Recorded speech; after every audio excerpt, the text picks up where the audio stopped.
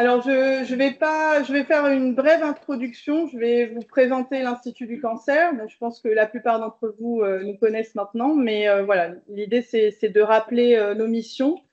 Et ensuite, je passerai la parole à mon confrère, le docteur Laurence Tien, qui vous fera la présentation donc, sur le cœur du sujet de ce soir. Donc, je suis le docteur Semataroto Ateanini. Pour ceux qui ne me connaissent pas, donc je suis médecin, gynécologue médicale et donc directrice de l'Institut du cancer depuis février 2023.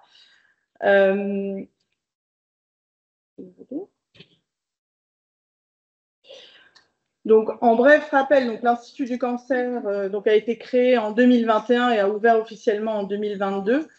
Donc, regroupe plusieurs activités. Les premières activités que l'Institut du cancer a repris sont les activités qui étaient auparavant à la direction de la santé, et donc qui étaient le registre des cancers, donc l'établissement d'un registre des cancers avec l'enregistrement des cas de cancer, le codage, la vérification, et donc un rapport du registre qui a pu être publié en début d'année, qui est disponible sur notre site internet, qui englobe la période 2015-2019 et qui fait aussi un rappel sur les cas de cancer depuis 1985. On est aussi, on a pour mission aussi de s'occuper des programmes de dépistage des cancers. Donc en Polynésie, actuellement, il y a 2 programmes de dépistage, donc qui ne sont pas des dépistages organisés, mais des dépistages intensifiés. Donc celui du cancer du col de l'utérus, donc avec un frottis qui est pris en charge par l'Institut du cancer tous les 3 ans, et pour les femmes de 25 à 65 ans, et la mammographie pour les femmes de 50 à 74 ans révolus, tous les 2 ans, qui est également pris en charge par l'Institut du cancer. Laurent, qui est responsable du pôle dépistage, vous fera aussi un petit point sur les autres actions du pôle dépistage. On a également pour mission de promouvoir la recherche clinique en oncologie. Donc cette année, on a une mission d'Unicancer qui est venue nous accompagner dans cette mission. L'idée, c'est de lancer la recherche clinique, notamment en oncologie. Actuellement, la réglementation ne nous permettait pas de faire des essais cliniques sur la personne humaine, ce qui est en train d'être résolu avec un arrêté qui est en attente à l'Assemblée métropolitaine. Et donc, bientôt, on pourra faire de la recherche clinique avec une direction de la recherche clinique qui est montée à l'ICPF. Et on a également pour mission la coordination du soin et l'amélioration du parcours patient donc, en oncologie, avec évidemment, donc, de manière non exhaustive, les partenaires qui sont principalement le CHPF, puisque la plus grosse activité d'oncologie est sur l'hôpital, la direction de la santé avec des chimiothérapies délocalisées, notamment sur Travaux et Uturoa, et évidemment les associations de patients, la Ligue contre le cancer et Amazon Pacifique, qui font partie du conseil d'administration de l'ICPF, puisque la volonté était vraiment de se centrer sur la prise en charge du patient et l'amélioration du point de vue du patient. Et enfin, un laboratoire d'Anapat qui doit ouvrir en janvier 2025, qui est situé en face d'Hyper-U, donc qui est terminé d'être construit. Donc, on est sur la finalisation de ce projet. Et donc, à partir de 2025, on va dire moins d'analyses seront envoyées en France.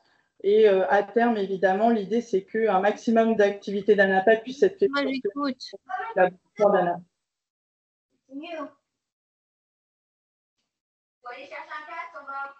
Donc, pour le rappel historique de la création, l'Institut a été créé donc, en juillet 2021. En mars 2020, une mission d'Unicancer a été mandatée à la demande du ministère de la Santé de Polynésie française pour aider à la création de l'Institut en s'appuyant sur les objectifs du plan cancer 2018-2020. En décembre 2021, une mission de l'Institut national du cancer a sorti un rapport concernant l'oncologie de manière générale en Polynésie.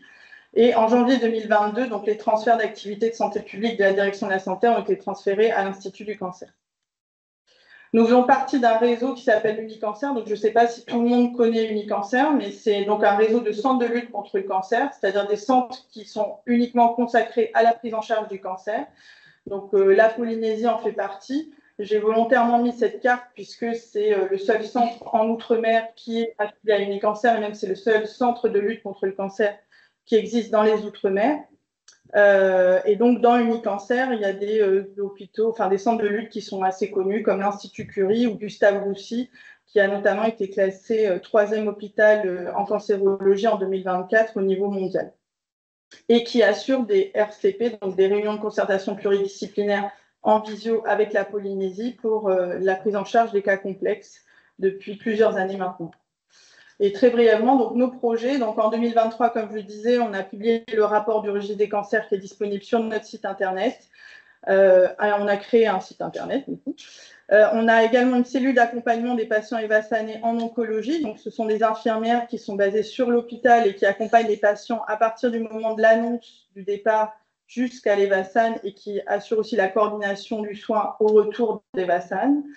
On a évidemment pour mission d'augmenter les taux de dépistage des cancers avec nos campagnes Juin vert, Octobre rose et des sensibilisations qu'on fait en entreprise ou dans les administrations. En 2024, donc on a fait une conférence sur l'outil ROFIM qu'on met en place pour les réunions de concertation pluridisciplinaire qui peut vous concerner parce que l'objectif est qu'on puisse participer au RCP également en visio. Donc, si vous avez des patients qui sont inscrits à des RCP, vous pourrez y participer, que vous soyez spécialiste, médecin généraliste. Et donc, ça, c'est notre objectif pour fin 2024. Comme je disais, on va monter une direction de la recherche clinique. La vaccination HPV, on va en parler ce soir. Plein de projets d'amélioration de la coordination du soin et du parcours patient avec des projets de patients partenaires, d'applications patients et la formation des professionnels de santé dans l'oncologie. En 2025, donc l'ouverture du labo et donc 2027, alors ça c'est une date qui est théorique pour le moment, mais donc l'ouverture de notre structure finale où nous prévoyons de faire des soins ambulatoires en chimiothérapie et avoir une soin de support. Donc la vaccination HPV, donc on va en parler plus en détail ce soir, mais je voulais juste revenir sur l'historique. Donc on est tous professionnels de santé convaincus, je pense, que cette vaccination est nécessaire et doit être mise en place depuis longtemps. Comme on le sait, la vaccination des enfants en Polynésie française est une mission de la direction de la santé, principalement. Alors évidemment, n'importe quel médecin peut vacciner, mais la prise en charge des vaccins en pharmacie d'officine n'est pas assurée. Et donc, la direction de la santé fournit les vaccins de manière gratuite aux enfants et vaccine que ce soit à la PMI ou en santé scolaire, à l'école. Plusieurs groupes de travail avaient été faits au niveau de la direction de la santé pour évaluer la mise en place de la vaccination HPV. Et puis est arrivée la crise Covid. Et donc, tout a été mis un petit peu à l'arrêt. Donc, au moment de la création de l'Institut du cancer, un premier copil sur la vaccination HPV a eu lieu en mai 2022, donc, qui regroupait l'Institut du cancer, l'ADS, la direction de la santé, la RAS. Et donc, progressivement, le projet s'est mis en place avec une rencontre du Conseil de l'ordre des pharmaciens en juillet 2023, la finalisation du projet de convention en début d'année et donc la signature des conventions avec les pharmacies volontaires à participer à cette campagne à compter du 1er juin 2024. Mais ça, Laurent le détaillera. Et j'en profite pour vous parler de notre campagne Juin vert. Donc, Juin vert en parallèle à Octobre rose. Donc, c'est le mois de sensibilisation au dépistage du cancer du col de l'utérus. Donc, on a plusieurs événements organisés. Donc, évidemment, l'événement de ce soir sur la vaccination HPV. On va faire plusieurs stands de sensibilisation dans les dispensaires, dans les lieux publics ou dans les entreprises qui nous ont sollicité parce qu'ils souhaitaient que leurs employés soient informés sur le dépistage des cancers, en particulier sur le dépistage du cancer du col de l'utérus. Le 29 mai, on a rencontré des représentants des confessions religieuses et de parents d'élèves dans la commune de Tairapou Est qui voulaient des renseignements sur la vaccination HPV. Le vendredi 14 juin, donc c'est la journée Tous en vert, donc qui est une journée pour marquer son soutien aux patients atteints du cancer du col de l'utérus, mais aussi de sensibilisation sur le dépistage. Et le samedi 22 juin, donc on a un événement avec des stands de sensibilisation à la presqu'île, à Travor. L'idée étant évidemment de pouvoir amener de l'information en dehors de la zone périurbaine de Papé. Voilà, donc je vais passer la parole à Laurent qui va rentrer dans le vif du sujet. Et évidemment, si vous avez des questions sur l'Institut du cancer, n'hésitez pas en fin de présentation. Merci.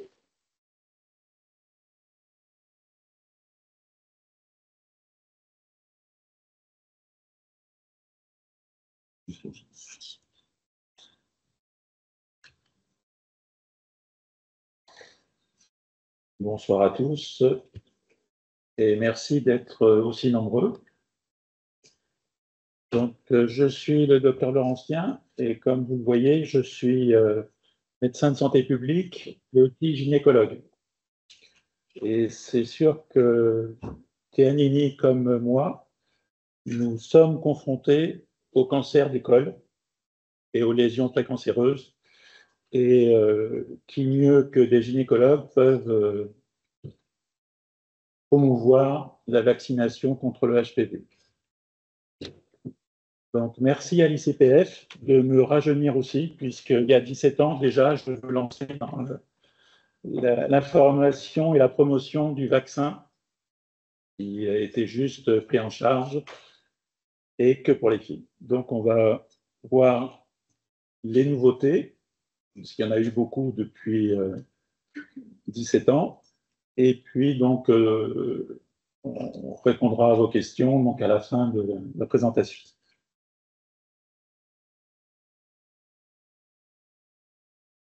Donc, le HPV, c'est le Human Papillomavirus, puisque c'est des virus qui sont spécifiques de leur hôte et du tissu dans lequel ils sont.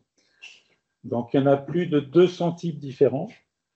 Donc, il y en a certains qui donnent des lésions bénignes, les verrues génitales ou les condylomes, et il y en a d'autres qui donnent des lésions précancéreuses et, si elles évoluent, des lésions cancéreuses.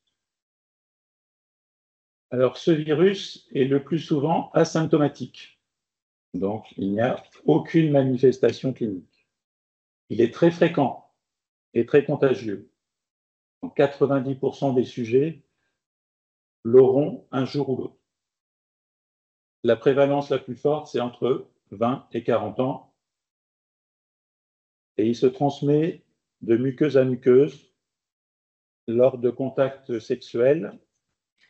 Il n'y a pas besoin de rapport sexuel. Un simple contact peut occasionner une contamination, d'où la faible efficacité du préservatif pour protéger contre le papillomavirus. Donc, comme je vous l'ai dit, ce virus est souvent asymptomatique et dans la majorité des cas, il disparaît tout seul au bout de 2 ans. C'est quand il ne disparaît pas que ça devient problématique. Et moins de 1% des sujets présenteront une lésion persistante. Donc ce virus existe depuis très longtemps, puisque Hippocrate en parlait déjà, et le lien entre le HPV et le cancer a été fait en 1976. Alors ces infections liées au papillomavirus, donc 6 types de cancers peuvent être induits chez l'homme et la femme. Donc il y a tous les cancers de la sphère génitale et les cancers des voies aériennes digestives et supérieures, la cavité orale, l'oropharynx, le larynx. Donc, ce qui fait qu'en France, il y a 6300 cas diagnostiqués de cancer HPV induit, ce qui fait 17 cas par jour chez les hommes et chez les femmes, et 90% des cancers anogénitaux sont liés à ces 7 types de HPV qu'on le retrouve dans le vaccin. Donc, sur cette diapo, vous voyez la diversité des HPV et on distingue, pour simplifier, les HPV à bas risque qui donnent les condylomes. Donc, c'est à bas risque de cancer, mais c'est à haute possibilité de nuisance. Parce qu'on sait que les condylomes, c'est difficile à traiter, c'est douloureux comme traitement, il y a des répercussions psychologiques importantes, et c'est 50 000 hommes et 50 000 femmes tous les ans qui sont touchés. Et les HPV à haut risque oncogène, donc les plus connus et les premiers à avoir été ciblés, c'est le 16 et le 18. Et donc l'évolution, dans ces cas-là, est possible vers un cancer.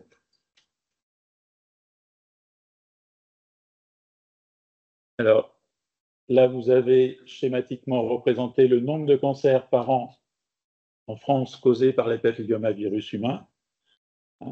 Donc, vous voyez que la première chose à retenir, c'est que les hommes sont touchés aussi. Pendant longtemps, le papillomavirus a été lié au cancer du col utérin. Il reste, donc dans les cancers du col utérin, on retrouve 100% de virus HPV. Mais il y a plein d'autres cancers qui sont provoqués par le HPV. Le cancer du pénis chez l'homme, de l'anus dans les deux sexes, des verrues génitales dans les deux sexes et les cancers des voies aériennes supérieures. En Polynésie française, donc comme l'a dit Tianini, maintenant on a le registre, on a publié les résultats de 2015-2019. Donc le cancer du col utérin, c'est que le 6e cancer le plus fréquent chez la femme en Polynésie. On a à peu près une vingtaine de cas, de nouveaux cas annuels, mais on a un taux d'incidence standardisé qui est de 11,7. C'est le taux pour 100 000 personnes. Vous voyez qu'on est largement au-dessus de la France et très largement au-dessus de l'Australie. Et pratiquement au double de l'Australie. Et vous voyez que dans les cancers HPV induits, donc le tableau d'à côté, vous avez la part du HPV, et pour le col de l'utérus, on est à 100%. Et pour l'oropharynx, on est à 34%, en sachant que ces cancers de l'oropharynx ont une augmentation d'année en année. C'est un cancer qui avance beaucoup. Donc, cette vaccination contre les HPV prévient jusqu'à 90% des infections à l'origine des cancers. Donc, vous voyez qu'en fonction du type de HPV, si on cible le HPV 16, on a 60% de prévention. Si on rajoute le 18, on passe à 70%. Et si on rajoute les autres sérotypes, on arrive à 90%. Donc, on peut prévenir le cancer à 90%. Donc, ce vaccin a été mis sur le marché en 2006. Donc, ça fait 18 ans maintenant. L'Australie a été un des premiers pays à déployer le programme.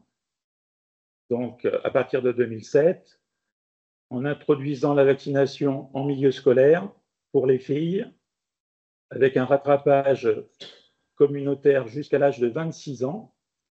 Et ils ont rajouté les garçons au programme en 2013. Et donc, d'après leurs prévisions, il n'y aura plus de cancer du col de l'utérus en Australie en 2035.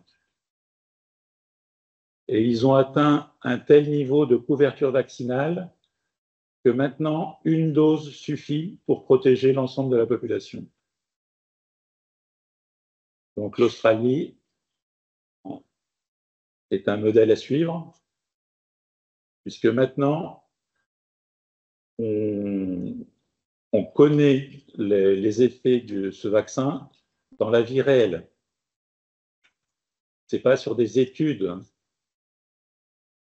où on a une population limitée, on le sait, c'est sur l'ensemble de la population, puisque cette transformation des lésions précancéreuses en lésions cancéreuses se fait entre 10 et 20 ans. Donc il faut un recul suffisant pour voir si le vaccin est efficace. Et on a maintenant ce recul. Et donc on sait maintenant que le vaccin est efficace sur les lésions précancéreuses. L'exemple de la Suède. Donc on a 88% d'efficacité quand on commence avant 17 ans. Et si on fait le vaccin entre 17 et 30 ans, on tombe à 53% d'efficacité. Mais on garde quand même une efficacité. Donc, plus on vaccine tôt, plus le vaccin est efficace. Et là, il y a une dernière étude qui vient de paraître donc, aux États-Unis qui prouve que chez les hommes, la vaccination protège aussi contre les cancers HPV induits, avec 54% d'efficacité. Donc maintenant, on sait de façon certaine que le vaccin protège des lésions précancéreuses et protège des cancers.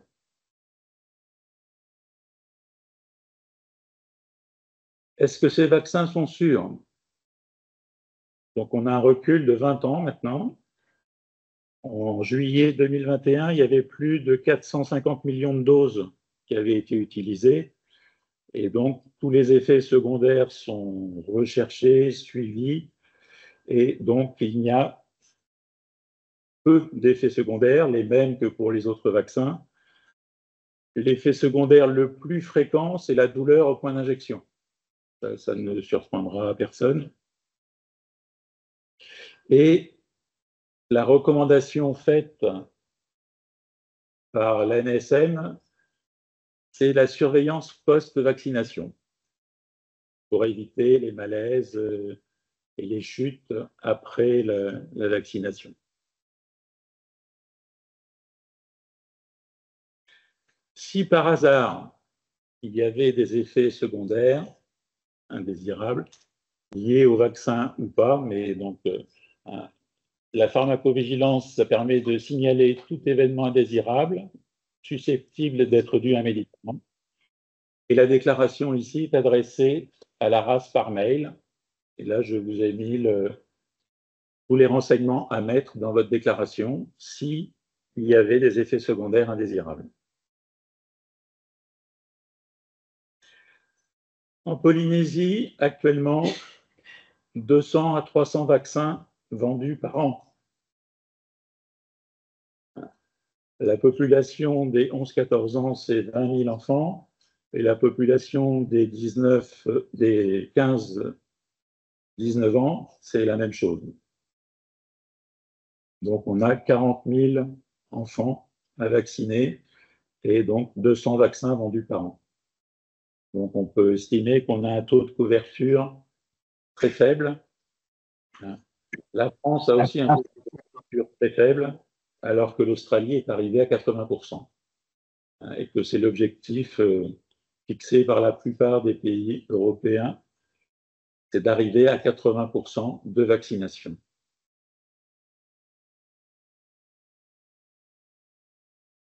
Donc, pour éradiquer le cancer du col, la vaccination contre les HPV est la première étape. Et un moyen complémentaire, c'est le dépistage. Parce que la vaccination, donc, intervient en agissant directement sur le HPV. Et après, comme l'infection de HPV évolue très lentement vers des lésions cancéreuses, on a tout le temps de faire un dépistage. Donc, si on vaccine suffisamment tôt, on protège à 90%. Et donc, les 10% qui développeraient quand même un cancer, on a les moyens de les dépister grâce aux protéines.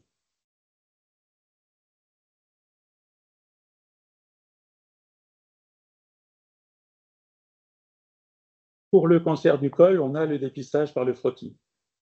Pour les autres cancers HPV induits, on n'a pas de dépistage. Donc là, la seule prévention, c'est la vaccination. Après, dès qu'apparaissent des signes, le cancer est déjà constitué et donc c'est trop tard. Donc là, je vous ai mis les cancers qui sont attribuables à des infections. Donc, pour le sexe féminin, le HPV est vraiment important. Et pour les hommes, on le retrouve aussi.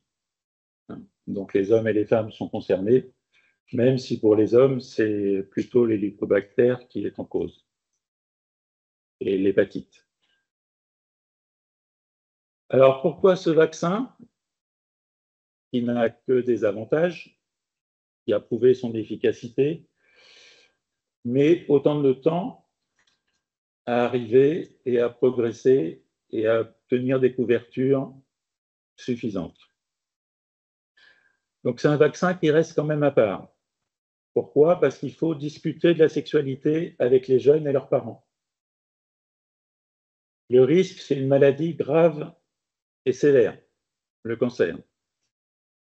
Longtemps, ça a été HPV, cancer du col. On ne parlait pas des garçons, on ne parlait pas des hommes.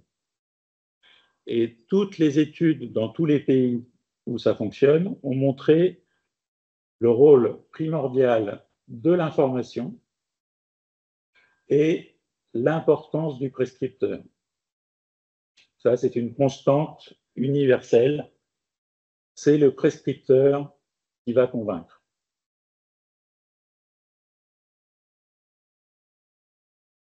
À quel professionnel de santé dois-je m'adresser si j'ai des questions sur le papillomavirus?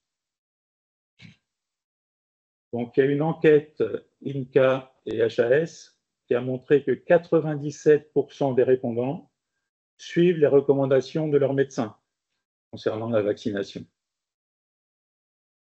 Et ils peuvent suivre les recommandations du médecin généraliste, du pharmacien, de l'infirmière, de la sage-femme, du gynécologue, de tout autre spécialiste qui est convaincu que ce vaccin est intéressant.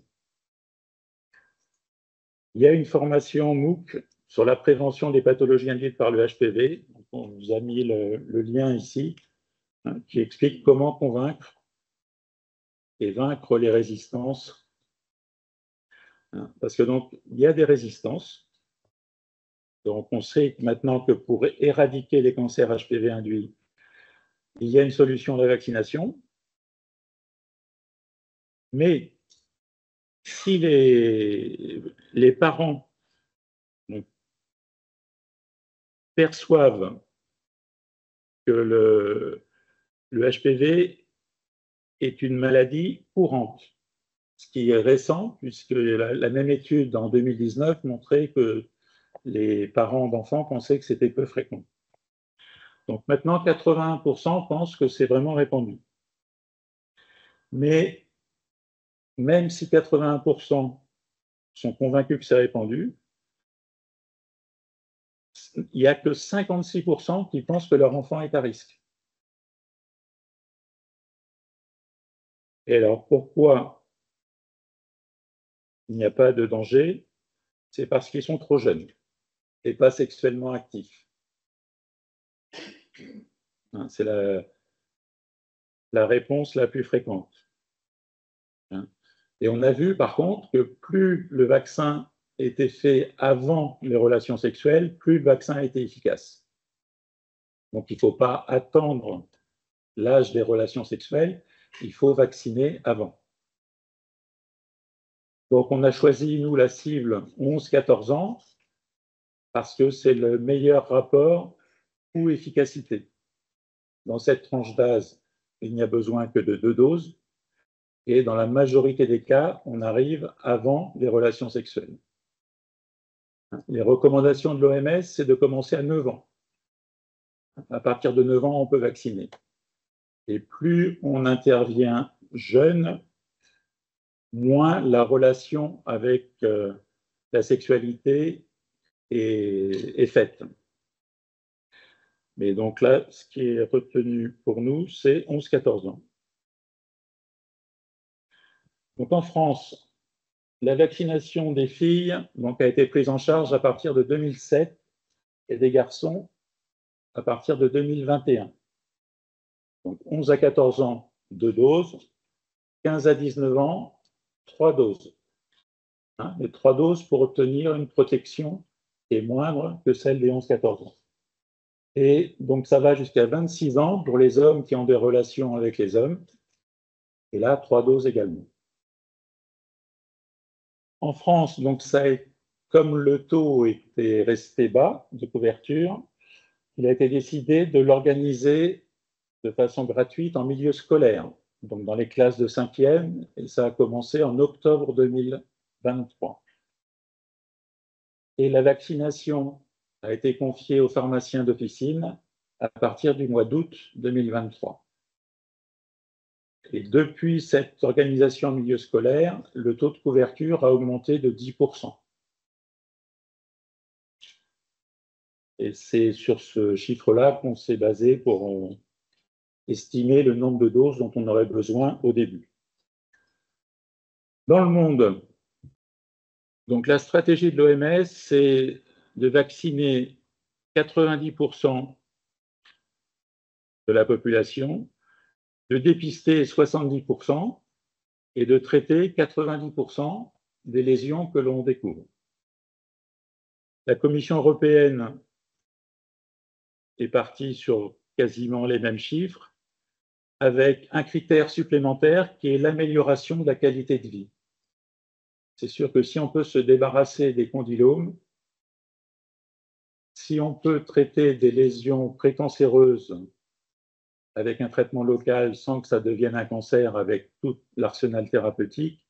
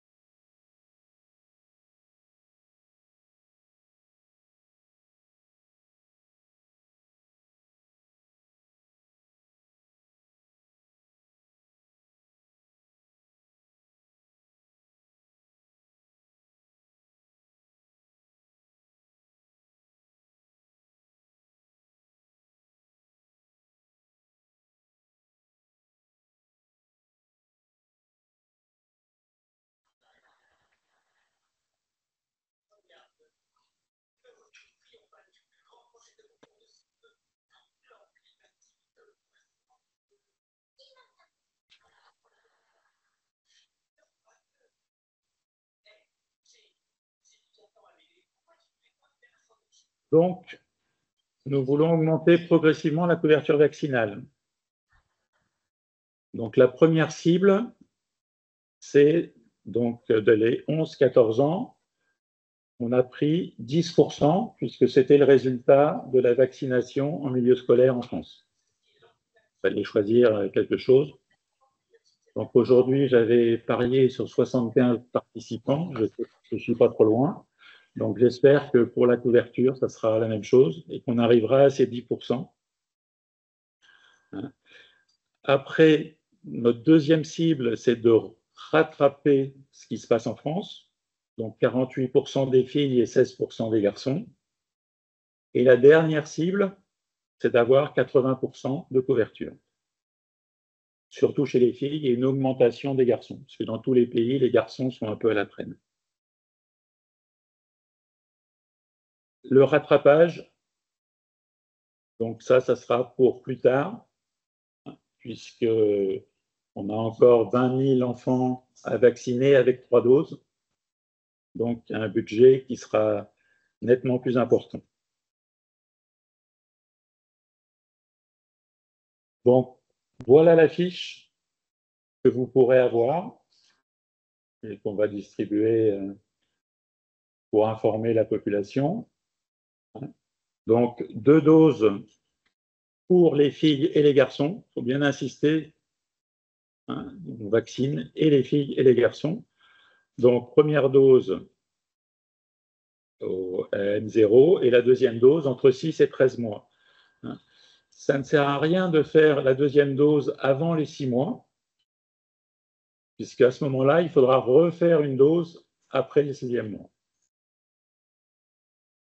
Pour avoir l'immunité maximale, il faut vraiment qu'il y ait 6 mois entre les doses. Donc, les étapes de la vaccination.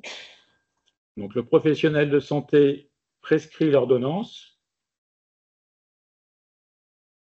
La famille récupère le vaccin à la pharmacie, hein, qui envoie la facture à l'ICPF, et donc l'enfant retourne se faire vacciner chez le médecin, chez une infirmière, chez la sage-femme ou par le pharmacien s'il souhaite le faire.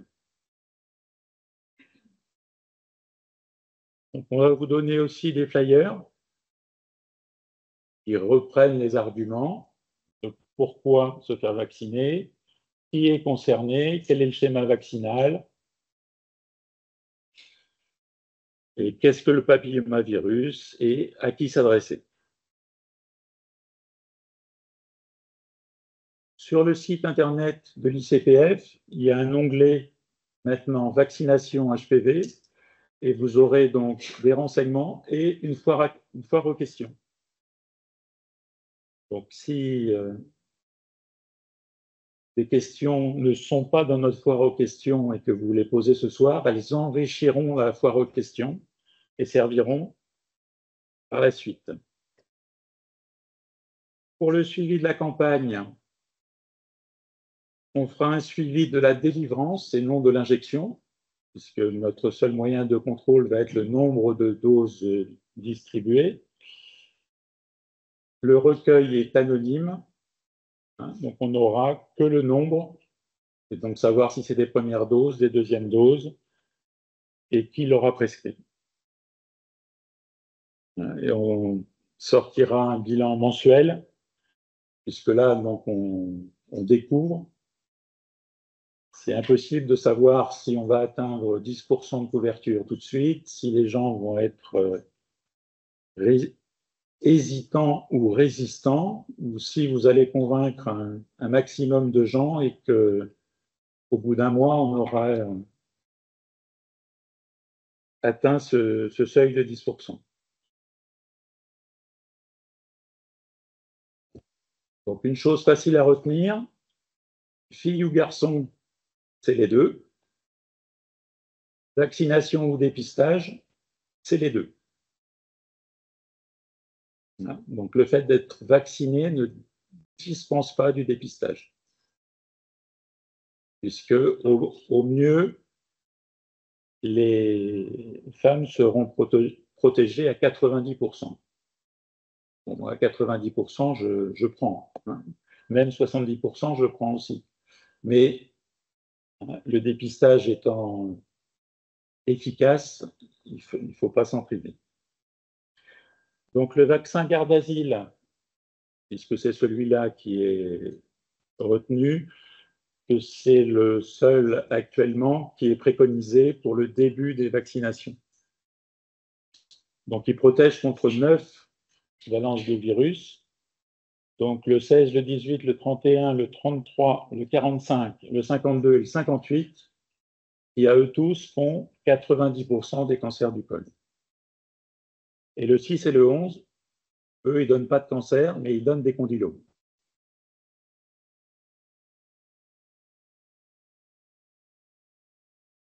Donc, ça, c'est la fiche d'utilisation du Gardasil et de bon usage. Donc, ça aussi, vous pourrez les avoir, il n'y a pas de souci. Juste savoir la conservation. Donc, la conservation, ça peut durer 3 ans s'il est conservé au frais. En dehors d'un frigidaire, donc jusqu'à 40 degrés, on peut le garder 4 jours. Donc, il peut aller de la pharmacie au domicile sans problème. Donc, hein, plus tôt il est fait, mieux c'est, mais donc à température ambiante, il peut rester 4 jours. Mais si c'est plus de 4 jours, il faut le jeter. Et s'il est exposé au froid, entre 0 et 2 degrés, là, il ne durera que 3 jours.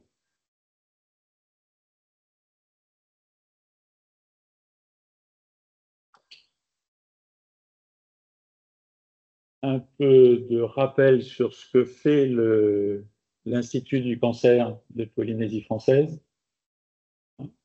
Donc, pour les cancers du sein, mammographie gratuite sans ordonnance entre 50 et 74 ans. L'ICPF a passé une convention avec les radiologues. Pour les cancers du col, pour l'instant, le test de dépistage, c'est le frottis. Il est pris en charge à 100% tous les 3 ans pour les femmes entre 25 et 64 ans. Là, l'ICPF a signé une convention avec les laboratoires. Pour le cancer colorectal, pour le cancer de la prostate, donc l'ICPF ne fait que sensibiliser au dépistage et aux symptômes et informer la population. Pour le mélanome, l'ICPF organise des journées de dépistage. Et pour le HPV, donc, l'ICPF a signé des conventions avec les pharmaciens d'officine. Et actuellement, nous sommes à 28 pharmacies sur les 45 de Polynésie. Donc avec une couverture à peu près générale.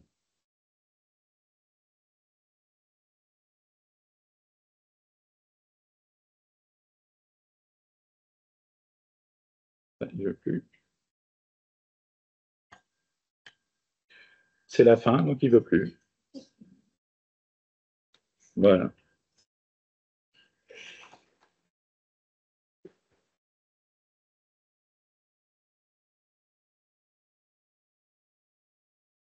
Bon, on va voir s'il y a des questions sur les participants qui sont à l'extérieur. Et puis, donc, vous préparez vos questions si vous voulez être cité dans notre foire aux questions.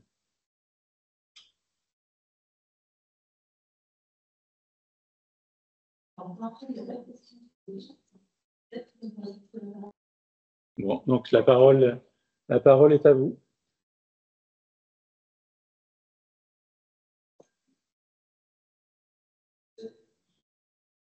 Merci beaucoup pour votre présentation très exhaustive, parce que souvent sur le sujet, la personne ne pas pris le temps de répondre à la question. Les questions sont purement pratiques sur l'organisation de la vaccination, puis des prescriptions qui seraient faites en dehors des 11-14 ans. Est-ce qu'il y a une prise en charge par les CPF ou pas? Donc, non, il n'y aura pas de prise en charge. Non, pas de prise en charge en dehors de la tranche 11-14 ans, 14 ans révolus, c'est jusqu'à la veille de 15 ans. Par contre, toute vaccination commencée dans cette tranche, un enfant qui reçoit sa première dose à 14 ans et 9 mois, on prendra en charge la deuxième dose. Par contre, les pharmacies pourraient théoriquement délivrer sans remboursement, comme le font aujourd'hui, je suppose. Est-ce que toutes les pharmacies d'officine s'approvisionnent en garde d'asile auprès des grossistes ou c'est pas tout l'état du marché ici? Oui. En tout cas, on a la possibilité de le faire, oui. Actuellement, donc, les 3 grossistes commandent auprès du laboratoire les vaccins. Bon, après, c'est vrai que 200 à 300 vaccins par an, je ne sais pas si ça concernait toutes les pharmacies, mais en tout cas, Laure, qui a eu toutes les pharmacies au téléphone, même celles qui pour le moment n'ont pas conventionné, il n'y a jamais eu de pharmacies qui nous ont dit qu'elles n'avaient jamais commandé ce vaccin. Donc, en tout cas, c'est un circuit qui existe comme pour n'importe quel autre médicament. Et sur l'élargissement, enfin le rattrapage jusqu'à 19 ans, voire même 26 ans, puisque la France est en train de réfléchir à faire un rattrapage jusqu'à 26 ans, c'est-à-dire pas que pour les hommes qui ont des relations sexuelles avec des hommes, mais pour garçons, filles, enfin voilà. C'est un souhait qu'on a aussi. Après, comme le dit Laurent, pour le moment, c'est vraiment une question de budget. Donc, on a ciblé les 11-14 ans, garçons et filles, mais évidemment, l'idée, c'est de pouvoir, dès que le budget le permettra, d'aller au rattrapage jusqu'à 26 ans, en tout cas. Enfin, en tout cas, c'est ce qui serait l'idéal. Oui, de l'accès dans les îles où il n'y a pas de pharmacie, ils sont assez gros. Alors, on va le dire ensemble. En fait, donc sur les circuits, les centres de santé ou dispensaires ou infirmeries, à partir du moment où ils ont une ordonnance, peuvent commander dans les pharmacies d'officine de Tahiti, par exemple. Et après, les doses sont envoyées. Enfin, c'est un circuit qui existe déjà sur d'autres traitements qui ne seraient pas disponibles à la PharmaPro. Et donc, là, sur ça, il n'y a pas de changement. Après, on a quand même une bonne couverture dans les îles. Il reste encore quelques îles où il y a des pharmacies qui n'ont pas encore conventionné, mais il n'y a pas que Tahiti actuellement, pas que les pharmacies de Tahiti. Donc, sur les îles où il y a des pharmacies, il y a quand même une bonne participation. Et après, les structures qui n'ont pas de vaccin, voilà. Après, je sais que la PharmaPro envisage aussi de pouvoir commander des doses. Ça serait évidemment l'idéal d'avoir 2 circuits parallèles avec la PharmaPro pour les structures de soins publics ou en tout cas l'approvisionnement des îles et avec les pharmacies d'officine, avec les CPF. Donc, plus il y aura un développement large de la distribution des vaccins et plus ça va marcher. L'étape ultime étant évidemment la vaccination au milieu scolaire, qui pourrait permettre aussi de toucher un maximum de population à vacciner. Ce qui me donne une dernière question, parce que vous avez du coup, la traçabilité et l'estimation de la couverture vaccinale, elle est prévue uniquement par la dispensation au niveau des pharmacies, et que l'on voit qu'il pourrait y avoir d'autres dispensations.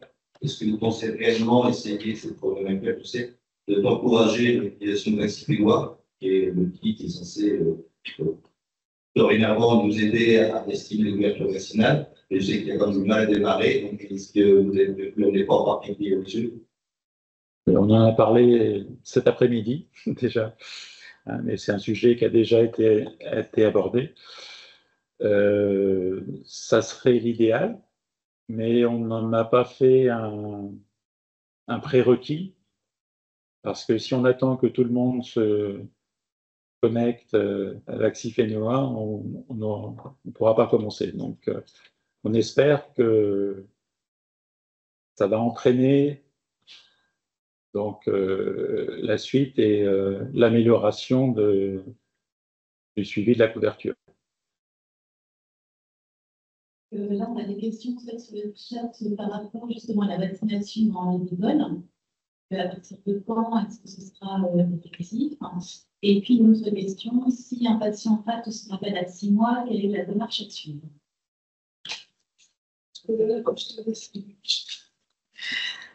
Alors, justement, donc, comme dit Laurent, on a rencontré la médecine scolaire cet après-midi.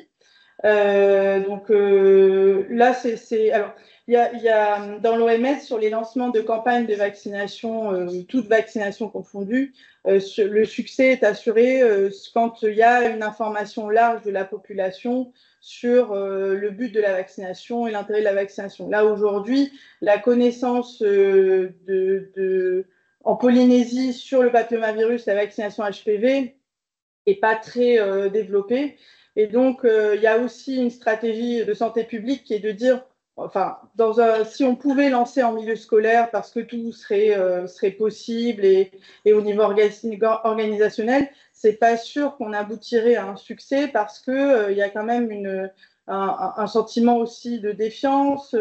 On sort du Covid, il y a des gens qui pourraient se sentir obligés de vacciner leur enfant, même si l'accord préalable doit être donné par les parents. Et pour ça, on a un exemple avec la Nouvelle-Calédonie qui l'a fait en 2018, je crois, et qui a vraiment eu un fort rejet de la vaccination en milieu scolaire par la population, du fait de plein de choses, mais aussi peut-être d'un manque de préparation. Donc l'idée, c'est de ne pas reproduire ça, d'aller sur quelque chose de progressif. d'être sur une information par les professionnels de santé, que les gens entendent parler de cette vaccination, et après, en effet, de pouvoir lancer un programme en milieu scolaire en collaboration avec la direction de la santé, et puis surtout quand les équipes seront prêtes, parce que quand on les a rencontrées, il y a vraiment des problèmes logistiques qui sont tout à fait légitimes. Par exemple, actuellement, ils vaccinent en 6e pour le DTT. En 6e, tous les enfants n'ont pas forcément 11 ans. Ou alors, comme il faut faire la deuxième dose 6 mois après, ça voudrait dire qu'ils devraient faire une deuxième campagne de vaccination dans la même classe, alors qu'actuellement, ce n'est pas ce qu'ils font.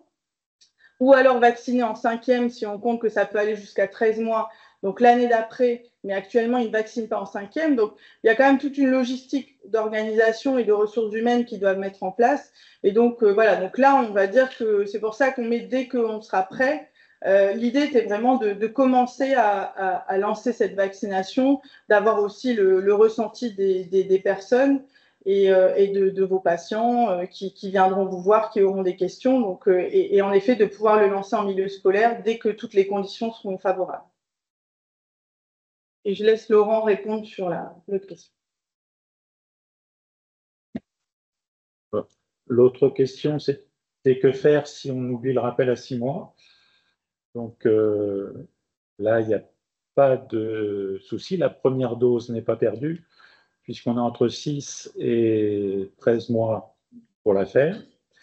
Et que plus on la fera dans ce créneau-là, plus on sera efficace. Et si on la fait plus tard, on perdra de l'efficacité. Au lieu d'être à 90%, on va tomber à 87, à 85, à 86. Mais donc la première dose va déjà donner l'immunité. La deuxième dose, c'est pour augmenter cette immunité et obtenir les 90%.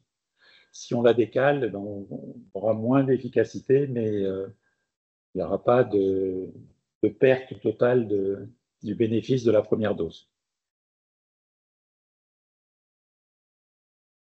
Et on reprend le schéma vaccinal où il s'était arrêté. C'est-à-dire que s'il y a plus de 13 mois, on ne refait pas tout le schéma de 2 doses ou de 3 doses.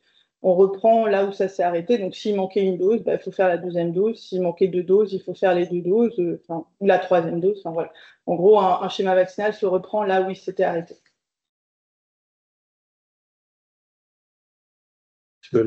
Là, c'était la stratégie de l'OMS de faire une dose à tout le monde, mais avec une couverture une dose à toutes les filles à partir de 9 ans.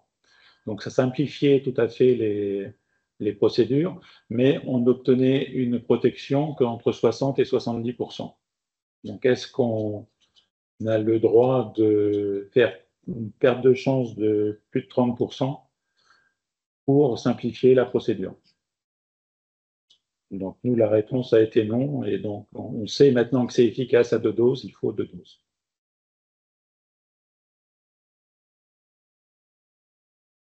J'ai une question sur le vaccinal.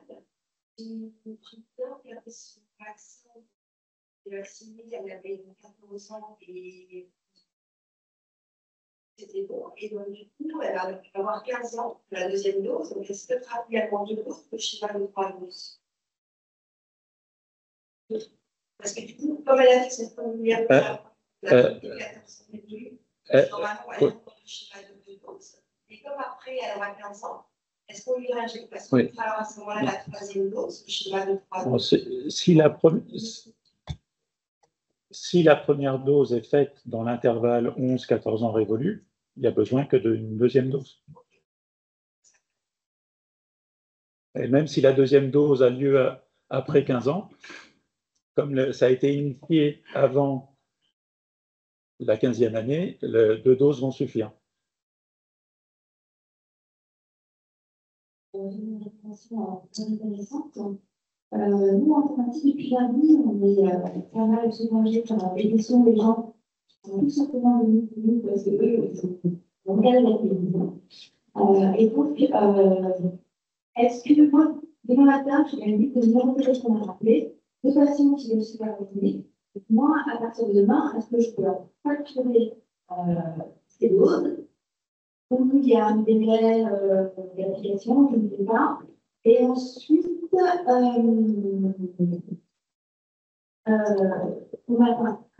parent m'a dit, c'est l'entendu, j'ai récupéré 500 doses, Et donc, c'est pour ça que je vite léger. Ça marche toujours en marketing, il n'y en a pas beaucoup, allez-y. Non, alors par rapport à la première question, mais si la pharmacie où tu es a conventionné, alors soit on est en attente de la signature, enfin de votre retour de la convention en signature, mais de toute façon, quoi qu'il en soit, les conventions pour les pharmacies qui ont répondu positivement ont commencé le 1er juin. Donc pour nous, réglementairement et budgétairement, enfin par rapport à nos contraintes réglementaires en tant qu'établissement public, on peut prendre en charge quand c'est des doses qui ont été délivrées à partir du 1er juin. Voilà. Donc, si demain tu les rappelles et que tu leur délivres la dose et que vous êtes bien une pharmacie conventionnée avec nous, les vaccins seront pris en charge. Voilà. Et une autre question. Le petit formulaire, on va le voir. Et on les mois, les 15 jours, le temps de Pardon? Je n'ai pas entendu la fin. Et tous les mois, et on sera en de temps. Ah oui.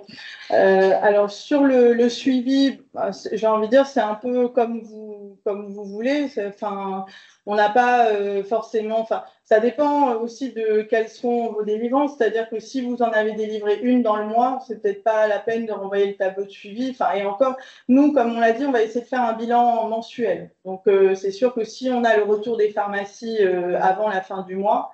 Et en particulier quand il y a les envois de factures, ça sera l'idéal pour nous pour faire le suivi.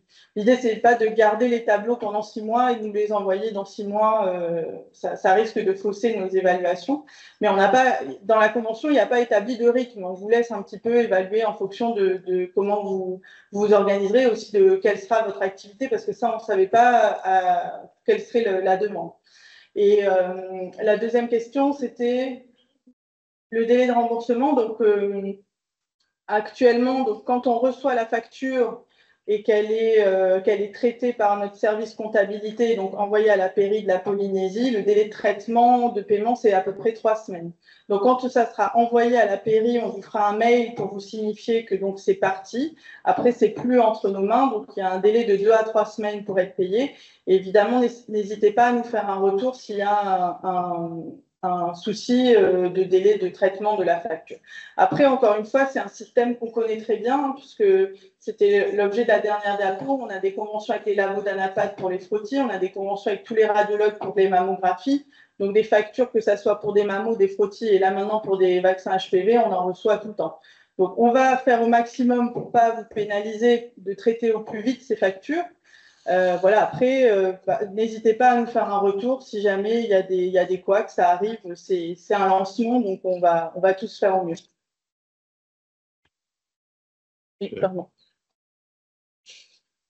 Je vais compléter aussi, donc pour nous, c'est utile de savoir combien de doses vous avez distribuées. Donc vous, pour être payé rapidement, vous pouvez nous les envoyer soit tous les mois, soit avec des fréquences plus importantes. Nous, ça nous permet de savoir comment répartir les doses, puisque là, la répartition a été purement théorique, basée sur la population et le nombre de pharmacies par commune, en sachant qu'il fallait donner un chiffre. On a donné ce chiffre-là, qui n'est pas un quota. Vous pouvez dépasser ce chiffre. Il n'y a aucun problème, mais on a besoin de savoir, puisque là, on va avoir que des premières doses, certainement vu le nombre de vaccins qu'il y a eu en Polynésie, on a besoin de prévoir ce qu'on va faire dans 6 mois. Donc, prévoir le budget, prévoir le nombre de doses qu'il faudra par pharmacie dans 6 mois, puisqu'il y aura la deuxième dose, plus tous les autres qui vont continuer, les autres premières doses qui vont arriver. Donc au départ, c'était un retour tous les mois, mais ça peut être plus fréquent si ça vous arrange de l'envoyer plus fréquemment.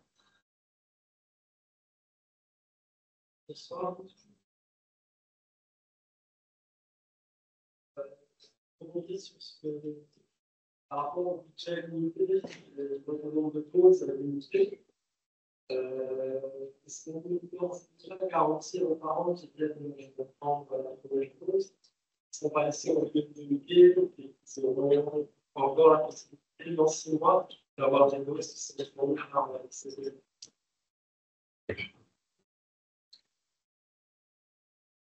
Oui, notre but, c'est, comme je vous l'ai montré, d'abord 10%, ensuite 20% et d'augmenter. Donc, il n'est pas question qu'on arrête en disant vous avez votre première dose, mais il n'y a plus de budget, donc on ne fait pas de deuxième dose. Non. Il y a déjà des budgets prévus pour augmenter le nombre de doses. Une question également pour compléter la précédente question. Pour l'hypothèse où un parent souhaite avoir 2 doses, repartir de l'officine avec 2 doses, est-ce que les 2 doses seront bien prises en charge et donc bien remboursées au niveau de l'officine? Bon, on vous demande d'essayer d'éviter cette situation parce que bon, déjà, c'est pour garantir que la deuxième dose ne sera pas perdue ou bien conservée. Et puis, c'est aussi pour que nous, on puisse faire un prévisionnel pour après les 6 mois. C'est-à-dire qu'à partir du moment où là, on est en juin, donc de toute façon, la deuxième dose, elles seront quasiment toutes en 2025. Donc, ça nous permet aussi de faire un prévisionnel à partir du moment où on sait combien d'enfants à combien d'enfants on a fait la primo-vaccination. Donc, si y a une délivrance des 2 doses en même temps, ça complique les choses. Donc, c'est vrai que c'est mieux d'éviter et de délivrer. Après, c'est possible avec la même ordonnance, comme c'est fait pour d'autres traitements, de délivrer la première dose et puis de revenir dans 6 mois avec la même ordonnance, récupérer la deuxième. Ça, c'est comme famille de Léa, les parents ont fait beaucoup de toi. Est-ce que, au niveau des officines, je fais la question, est-ce que la prise en charge, c'est en fait, si les 2 doses sont délivrées simultanément? On n'a pas forcément prévu cette situation. Là, comme ça, oui, il n'y a pas de raison dans la convention, c'est pas stipulé que, ça reste réglementaire. Après, ça serait bien d'éviter cette situation et d'expliquer aux gens que c'est aussi pour tout le monde, quoi. Donc, voilà. Mais je sais, on a été en cabinet, vous êtes en officine, c'est pas toujours facile, la pédagogie, et voilà, les gens ont peut-être peur que la deuxième dose, voilà. Mais ça reste une campagne qui est menée par les CPF, mais qui est aussi soutenue par le ministère, par les pouvoirs publics. Voilà, c'est pas du tout quelque chose qu'on a décidé tout seul dans notre coin. Donc, il y aura un accompagnement des pouvoirs publics financiers si on se retrouvait à... L'idée, ça n'est jamais de l'arrêter, ça serait catastrophique. Donc, il faut aussi rassurer les gens dans ce sens-là. On n'est pas dans un contexte de pénurie de vaccins en plus, qui aurait pu être le cas aussi. Donc, il n'y a pas de raison d'avoir peur de ce côté-là. J'ai une question, du coup, est-ce qu'il y a un listing des pharmacies conventionnées? Un listing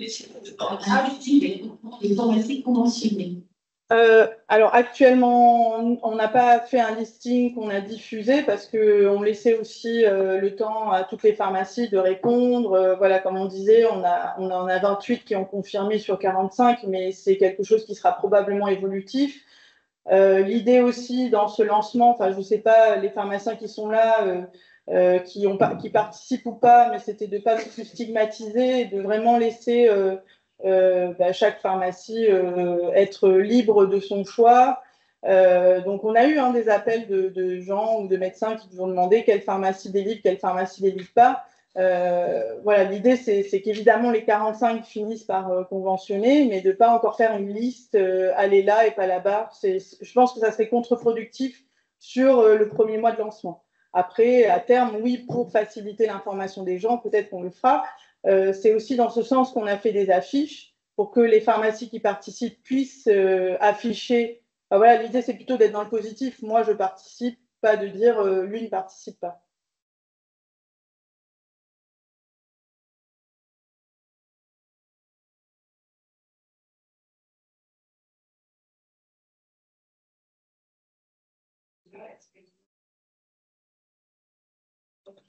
Oui, tant que c'est entre 11 et 14, il n'y a pas de souci.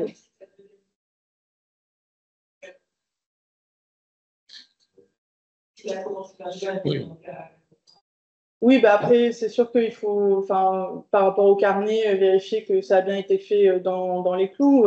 Enfin, après, c'est dans l'intérêt du patient parce que s'il commence à 15 ans, théoriquement, pour une bonne efficacité, il faudrait qu'il en ait 3. Donc, non, il n'y a pas de conditionnement de prise en charge par rapport à ça. Donc, oui, il pourra avoir sa prise en charge. Encore une fois, la contrainte, elle est budgétaire, mais elle n'est pas médicale. Et donc, le maximum de personnes à qui on pourra faire bénéficier de cette vaccination, on le fera. Voilà. Après, pour le moment, lancer jusqu'à 19 ans, c'était impossible pour le moment.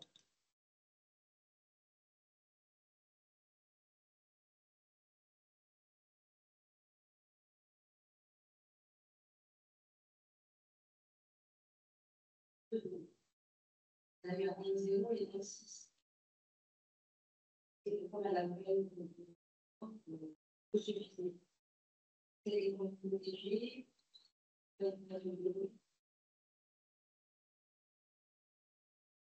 C'est une bonne question.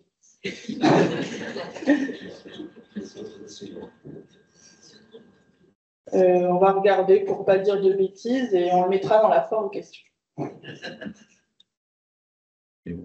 Merci. Mais donc, la réponse sera de toute façon, elle est protégée. Il faut savoir si une troisième dose va augmenter sa protection ou si elle n'a jamais été en contact avec un HPV, la troisième dose n'apportera rien. Mais ça, on ne peut pas savoir. Donc, après, c'est juste un calcul de pourcentage de protection qui sera plus ou moins élevé.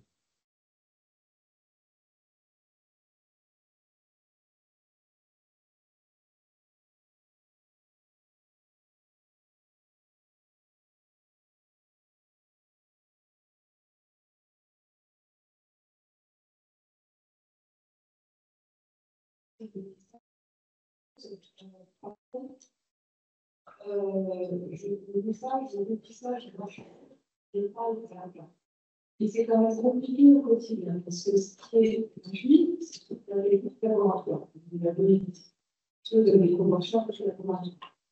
Mais concrètement, je parle de chez les collègues, doit faire payer une consultation et de faire les voir à la patiente. Qui, ça elle peut l'aider en mobilité, ça a remboursé à 60% à la vitesse de la sécurité. Ce qui lui va l'acheter, chez le sage-femme, en tout cas, on trouve aussi avancer. Et donc là, dans la maison des messages, c'est gratuit. Et donc, du coup, il a tout retrouvé. Moi, c'est gratuit. Et puis, lorsque le policier parle de la SNPA, parce que j'ai remis en événement, c'est il y a un complément avec une recherche HPV, parce que le policier est pathologique. Et là, c'est ça qui prend tous. Donc, la recherche a été pour la sur un message gratuit, et les un petit élément, du coup, à mon cours, il y a une nouvelle série. Soit on fait gratuitement, soit gratuitement. Je sais que ça dépend avec vous, on parle avec la CDS, l'histoire de la prévention, je veux dire, voilà, plus sur la prévention. C'est des points de prévention différents, mais le message de prévention, c'est le jour, c'est le jour, je ne comprends pas. Je ne bien, on est facile. Alors, pour être précis, c'est dit le frottis est gratuit. C'est le frottis qui est gratuit. C'est pas la consultation ni l'acte. Après, j'en conviens que sur les messages de communication que l'on fait, qu'avait fait la direction de la santé avant, comme on sait tous, la communication en santé, en particulier à grande échelle, c'est pas quelque chose de simple et les messages sont pas toujours compris de la même manière et c'est normal. Après, ce que nous est souvent revenu les panels de patients, c'est qu'il faut un message simple. Donc, c'est sûr qu'un message simple ne peut pas être exhaustif dans l'information. On a régulièrement, par contre, dans nos interventions, reprécisé que c'était le frottis, l'acte, enfin l'examen qui était pris en charge et pas la consultation. Et donc, après, l'idée, c'est quand même de favoriser le fait que les gens aillent se faire dépister. Voilà. Ensuite, sur la prise en charge de l'HPV en cas d'ASCUS, hein, puisque en général c'est ça, puisque c'est Malardé qui le fait, il n'y a pas de paiement de l'HPV sur un ASCUS. Donc, s'il y a eu une facturation de l'HPV sur ASCUS, il faut voir au cas par cas, parce que des ASCUS, on reçoit les factures des frottis ASCUS, et il n'y a pas de facturation de l'HPV. Donc, et ça a été confirmé encore par Malardé, parce que c'est justement une discussion qu'on a avec l'Institut Louis Malardé sur le fait que ces tests HPV réflexes ne sont pas payés par la patiente, mais voilà, sont pris en charge par l'Institut Louis Malardé. Donc ça, c'est une certitude, donc ça doit être un cas particulier.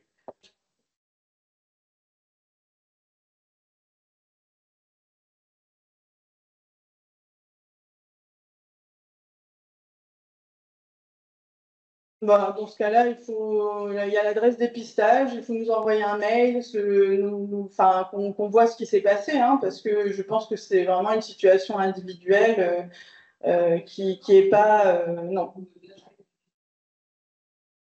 Actuellement, non. Actuellement, non. Après, je pensais que c'était ça la question, c'est sur le test HPV en dépistage. Donc c'est pareil, c'est un de nos projets, hein, de pouvoir suivre les recommandations sur le test HPV en dépistage à partir de 30 ans au lieu de frottis. En fait, il faut changer la loi, parce que la loi stipule que la prise en charge du dépistage du cancer du col de l'utérus est faite par un examen cytologique. Voilà, c'est posé comme ça dans la loi, donc c'est une loi de pays, donc il faut passer par l'Assemblée et tout le processus pour changer examen cytologique ou examen moléculaire, de biologie moléculaire. Donc c'est dans nos projets. On espère le faire aboutir au plus vite parce qu'on sait que le test HPV a une meilleure efficacité en dépistage à partir de 30 ans. Et ça permettrait aussi de résoudre certains problèmes de prise en charge du test HPV, notamment pour les patientes en post-conisation. Et surtout qu'à terme, le test HPV revient moins cher que les frottis de dépistage. Thierry, j'ai une question pour toi. Où peut-on trouver les supports de communication? Comment se fait les là?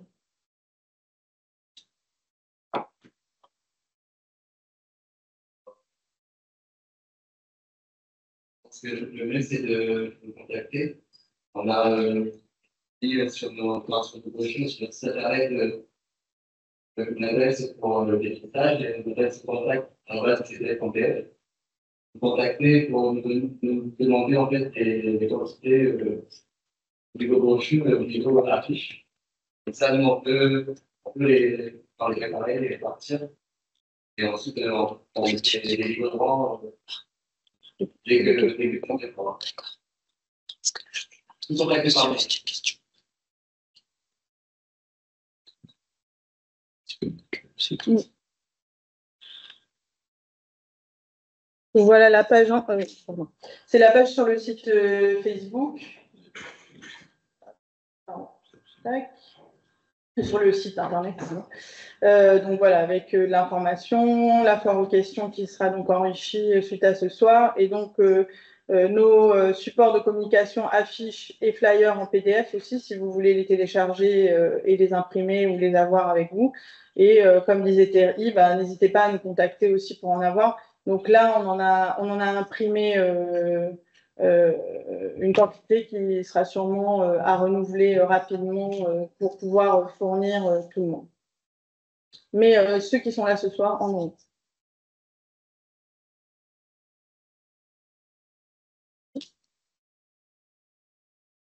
Il n'y a plus de questions sur le chat. Est-ce qu'il y a encore une question dans la salle?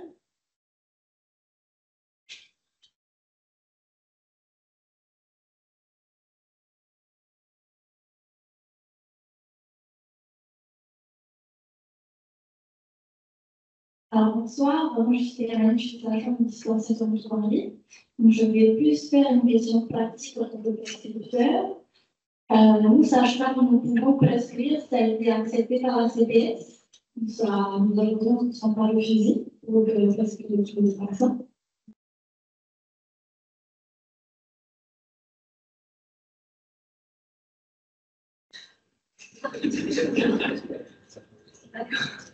Je vais ma question, tout en pas entendu. Je suis patron dispensaire contrôlée. Et ma question, c'est pratique. Est-ce que la CPS a accepté nos ordonnances en tant que sage-femme pour rester le garde-maladie? Alors, ça ne transite pas du tout par la CPS. Hein. C'est pharmacie d'officine ICPF.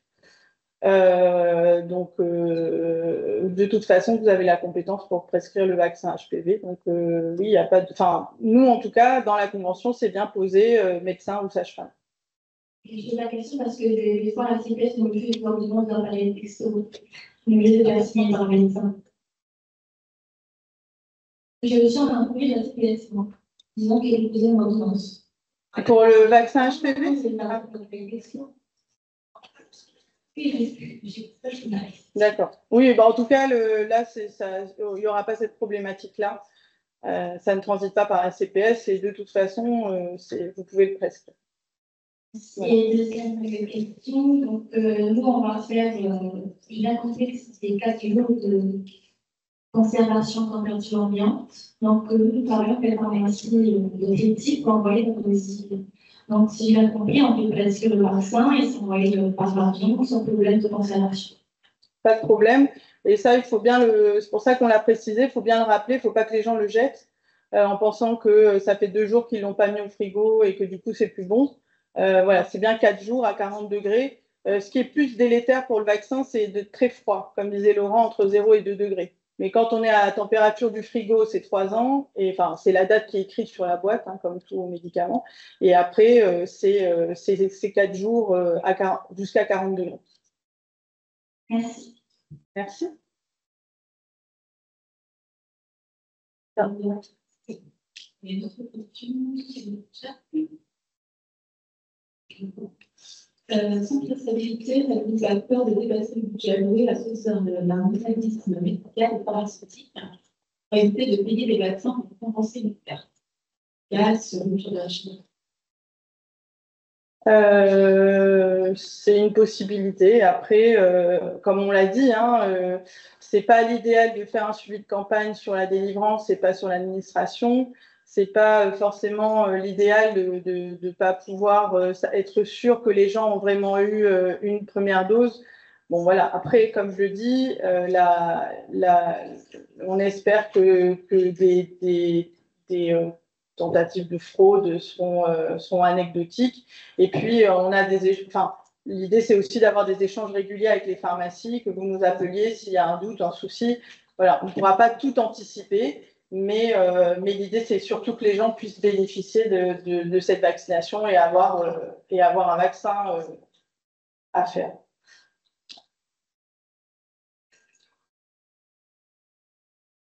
Juste savoir, après 15 ans, les délais recommandés pour les 3 doses.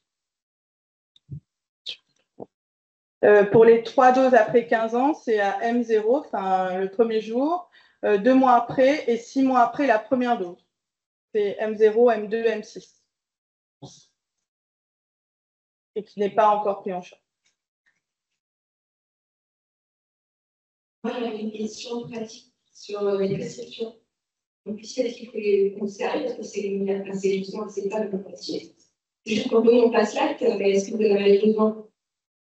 En fait, on n'a pas fait le choix de récupérer les ordonnances parce qu'en fait, au niveau RGPD, il aurait fallu qu'on ait un accord signé du patient pour pouvoir récupérer les données. Donc, c'est pour ça qu'on est resté sur des tableaux anonymisés.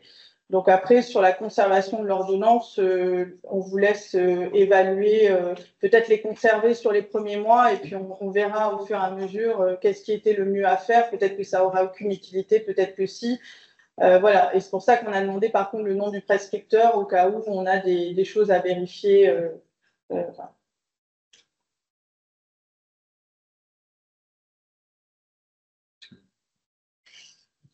De toute façon, l'idéal, c'est qu'il y ait une trace de l'injection, donc soit sur un carnet de vaccination, soit sur la carte qu'on va distribuer, on met la date de la deuxième dose prévue et la date de la deuxième dose réalisée. C'est de façon indispensable pour le patient d'avoir une trace de ce qui lui a été fait. Un soir, vous avez évoqué un contact que vous avez eu avec des membres de la communauté à Palestine, je crois. C'est ça? Oui. Communauté, les communautés religieuses, ouais. Communauté religieuse. Est-ce que des doutes, des questions un petit peu difficiles ont été posées? Parce qu'on sait que dans certains pays, c'est le cas en Calédonie, mais aussi à Tonga, il y a eu un échec à partir du moment où les gens se sont rendus compte qu'il y avait une relation entre les relations sexuelles et puis maladie et cancer. Je voulais savoir s'il était prévu d'anticiper ça et si une communication spécifique s'est mise en place pour informer de façon pertinente les possibles personnes réfractaires. Alors, sur les communautés religieuses qu'on a rencontrées, c'était à leur initiative. Donc, après, c'était une église de Taïrap Ouest. Donc, c'était l'église des Saints des Derniers Jours et l'église protestante Marvi. On doit faire aussi une intervention le samedi 15 juin auprès de l'église mormone. Enfin, quelque chose qui est organisé par l'église mormone. Au contraire, hein, ça a été vraiment... ils voulaient savoir qu'est-ce que c'était, comment le mettre en avant. Ils nous ont donné des conseils sur comment communiquer de manière plus on va dire, plus simple et plus agressive même. Enfin, voilà, plus agressive dans le sens où pour eux, du discours qu'on a eu ce soir-là, c'était... c'est très bien, et pour que ça marche, il faut que vous disiez aux gens que papillomavirus égale cancer, et que voilà, c'était vraiment le discours principal ce soir-là. Donc, on n'a pas encore eu de réticence de la part des communautés religieuses affichées. Okay. Ils avaient beaucoup de questions en fait sur pourquoi les garçons aussi doivent être vaccinés.